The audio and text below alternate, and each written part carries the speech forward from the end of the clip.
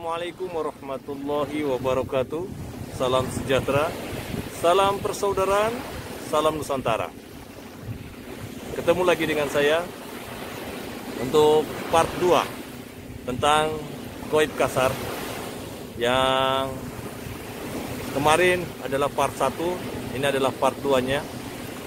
Saya ingin menjabarkan makna ataupun manfaat daripada goib kasar.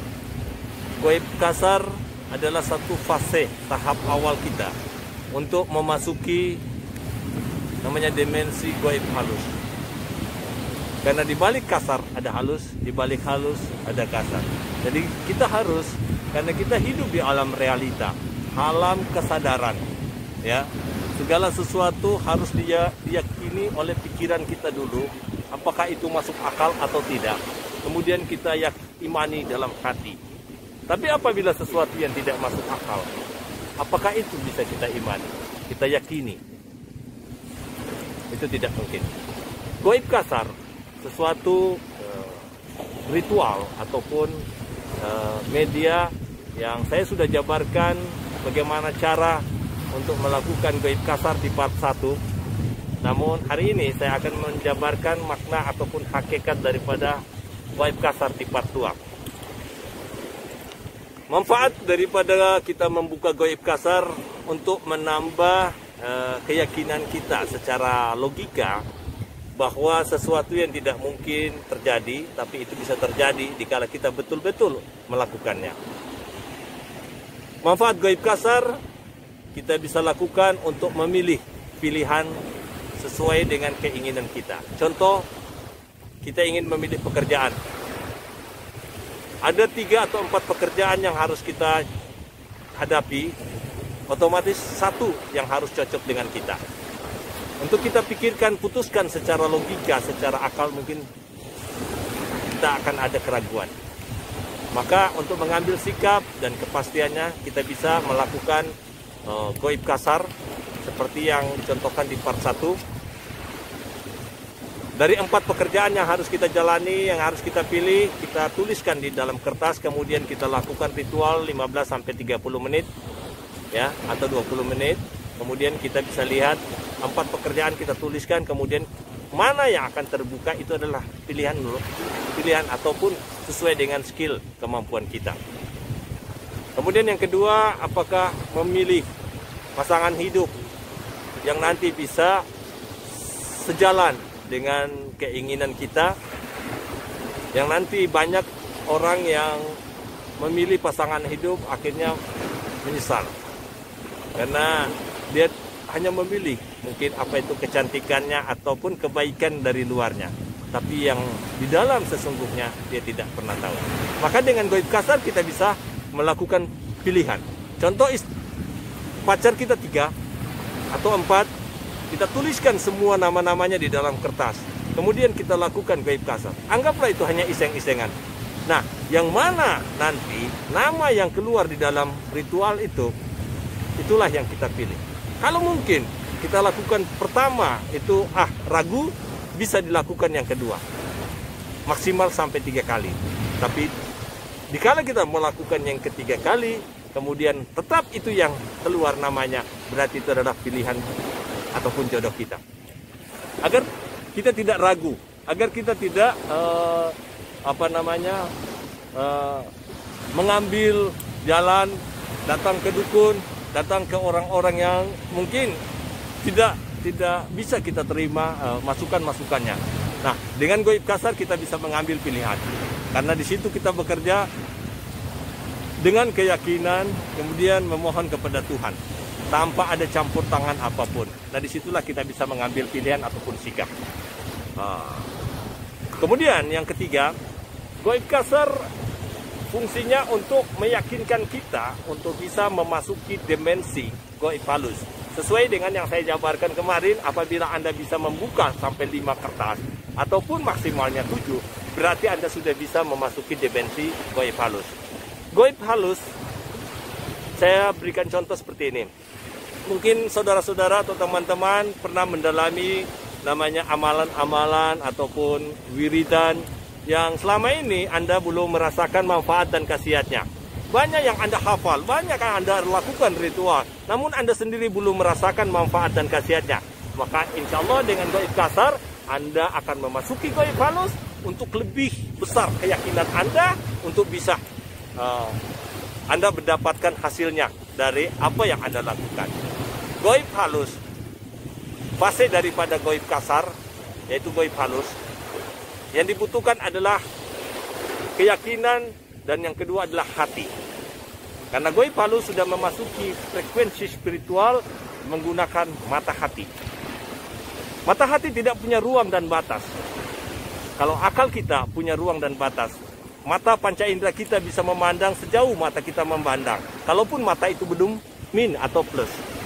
Tapi kalau hati tak punya ruang dan batas. Jadi modal daripada memasuki gaib halus yaitu kita harus bersihkan hati kita. Penuh kesabaran, penuh keikhlasan, dan istiqomah di dalam setiap apa yang diberikan. Contoh, ada seorang guru, ustadz, ataupun siapapun dia, musyrik atau apapun dia, memberikan kita amalan. Kadang kita merasa, kok tidak ada khasiat apapun. Jangan kita salahkan siapa yang memberikan, tapi mungkin diri kita tidak sabar, tidak ikhlas melakukannya, tidak istiqomah di dalam amalannya. Itulah kegagalan kita. Jadi untuk memasuki gaib halus, yang dibutuhkan adalah kesabaran, keikhlasan, istiqomah. Sehingga Anda akan bisa merasakan manfaat dan khasiat daripada apa yang Anda lakukan. Mungkin saudara-saudara ataupun teman-teman saya yang ada di sana, yang ada di rumah, ya tertarik akan hal-hal spiritual untuk bisa lebih mendekatkan diri kita kepada Allah, agar setiap amalan, zikir, betul-betul kita merasakan kenikmatan, kebahagiaan daripada amalan yang kita lakukan. Ya. Fase yang kita harus lalui yaitu gaib kasar, seperti yang sudah saya jabarkan dari part 1 bagaimana cara melakukannya. Kemudian ini adalah part 2 untuk menjabarkan tentang manfaat khasiat daripada gaib kasar. Karena tidak mungkin kita bisa melakukan gaib halus atau perjalanan spiritual kita kalau kita belum melakukan gaib kasar. Sesuatu yang belum mendorong keyakinan kita, kemudian kita melakukannya, itu nonsen dan tidak mungkin akan bisa kita wujudkan. Jadi kita yakini dulu yang sifatnya real atau realita atau akal kita bisa membuktikan, kemudian kita lakukan sesuatu yang sifatnya halus, yaitu spiritual. Jadi saudara-saudara, teman-temanku yang ada di sana, yang tertarik akan hal-hal spiritual, yang yang senang akan hal-hal supranatural ataupun metafisika, Anda jangan salah menafsirkan bahwa supranatural itu adalah sesuatu pekerjaan mistik atau dukun. Maaf, supra adalah super kekuatan, natural adalah alam. Jadi Anda mungkin tahu bahwa natural adalah alam. Jadi supranatural adalah kekuatan alam yang ada di dalam diri kita. Ya. Kekuatan alam yang ada dalam diri kita yang dimediasi oleh hati kita. Ya.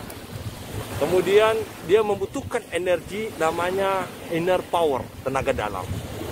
Karena hati kita membutuhkan tenaga, namanya tenaga dalam.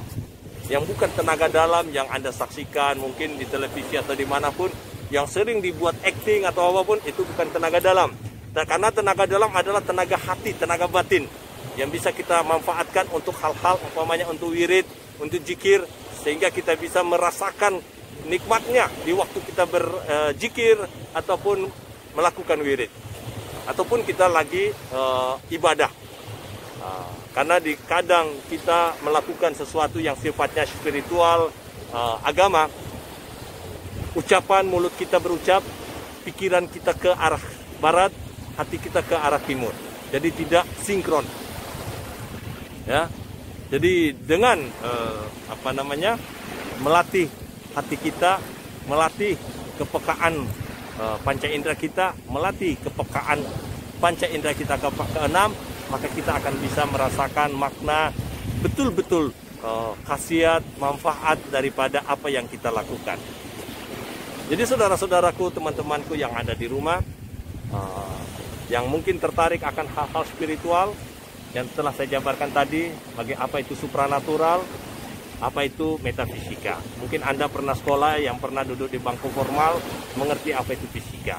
Hal-hal fisika, sesuatu yang sifatnya alam, yang harus kita kaji, kita gali. Nah, itulah ada hasilnya. Jadi, dunia suprametafisika, semua ada di dalam diri kita. Semua ada dalam diri kita. Karena Allah atau Tuhan telah memberikan kesempurnaan akan penciptaannya terhadap makhluk, yaitu namanya manusia. Kita telah diberinya ilmu namanya akal, dan diberi ilmu namanya hati.